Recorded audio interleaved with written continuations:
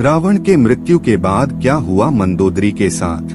मित्रों, रावण की मृत्यु के बाद उसकी पटरानी मंदोदरी सती होना चाहती थी, लेकिन राम ने उसे ऐसा करने से रोक दिया। मंदोदरी बहुत धार्मिक थी और ज्योतिष की प्रकांड विद्वान भी। आखिर क्यों इस पतिव्रता स्त्री ने देवर से शादी करने का फैसला किया? चलिए जानते हैं आज के इस वीडियो में। नमस्कार मित्रों, स्वागत है आपका आज के इस नए वीडियो पर एक बार फिर। मित्रों, जब भी दशहरा आता है, देश में जगह जगह रावण दहन किया जाता है। युद्ध में रावण की मृत्यु के साथ ही जब राम की जीत होती है, तो उस दिन ही हिंदू धर्म में जीत की इस खुशी दशहरा त्योहार के जरिए जाहिर मनाया जाता है। रावण के परिवार में दो लोग सीता के अपहरण और युद्ध के खिलाफ थे। वो थे भाई विभीषण और पटरानी मंदोदरी। दोनों बिल्कुल युद्ध नहीं चाहते थे और लगातार रावण को सीता को सम्मान पूर्वक राम को लौटा देने के पक्ष में थे, लेकिन ऐसा नहीं हुआ। लड़ाई हुई, उसमें रावण मारा गया। इसके बाद राम ने लंका का राजपाट रावण के छोटे भाई विभीषण को सौंप दिया। लेकिन क्या आपको मालूम है कि रावण की पटरानी मंदोदरी का क्या हुआ?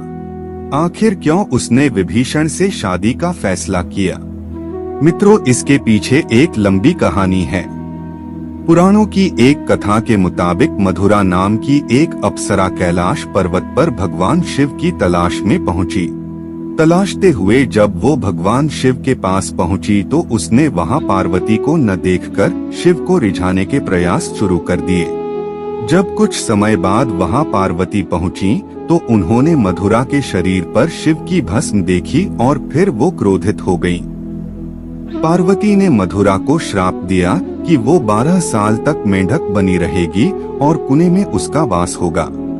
मधुरा को अपनी गलती की कीमत चुकानी पड़ी और असह्य कष्ट का जीवन शुरू हो गया। जिस समय ये सारी घटनाएं घट रही थीं, उसी समय कैलाश पर असुर राजा मायासुर अपनी पत्नी के साथ तपस्या कर रहे थे।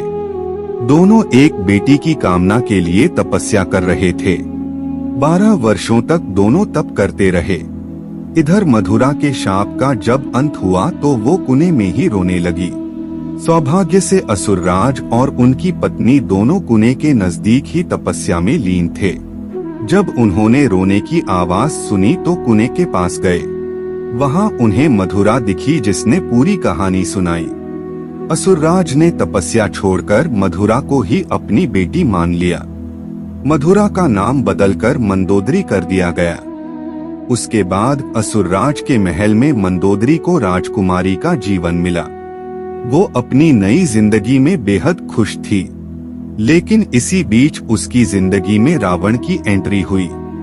मंदोदरी के पिता मायासुर से मिलने रावण पहुंचा। वहीं उसने मंदोदरी को देखा और मोहित हो गया। उसने मायासुर से मंदोदरी का हाथ मांगा। मायासुर ने ये प्रस्ताव ठुकरा दिया तो क्रोधित रावण मंदोदरी का अपहरण कर लाया। दोनों राज्यों में युद्ध की स्थिति बन गई, लेकिन मंदोदरी जानती थी कि रावण उसके पिता से ज्यादा शक्तिशाली शासक है। इसलिए मंदोदरी ने रावण के साथ रहना स्वीकार कर लिया। मंदोदरी का चरित्र रामायण में बेहद नैतिक दिखाया गया है। जब रावण ने सीता का अपहरण किया था तब मंदोदरी ने इसका विरोध किया। मंदोदरी बार बार रावण को ये समझाने का प्रयास करती रही कि दूसरे की पत्नी का अपहरण करना अपराध है, लेकिन रावण नहीं माना।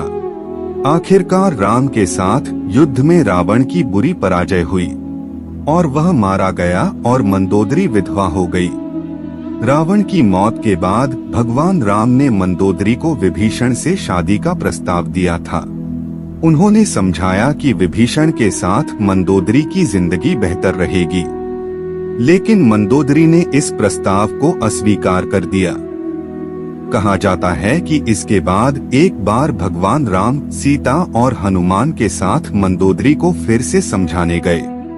तब ज्योतिष की प्रकांड विद्वान मंदोदरी को महसूस हुआ कि धार्मिक और नैतिक तौर पर सही देवर विभीषण से विवाह करना गलत नहीं होगा।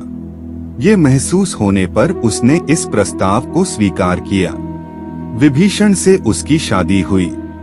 हालांकि रावण की मृत्यु के बाद मंदोदरी के बारे में वाल्मीकि की रामायण ज्यादा कुछ नहीं कहती, लेकिन रामायण के दूसरे वर्जन में जरूर इस बारे में काफी कुछ कहा गया है।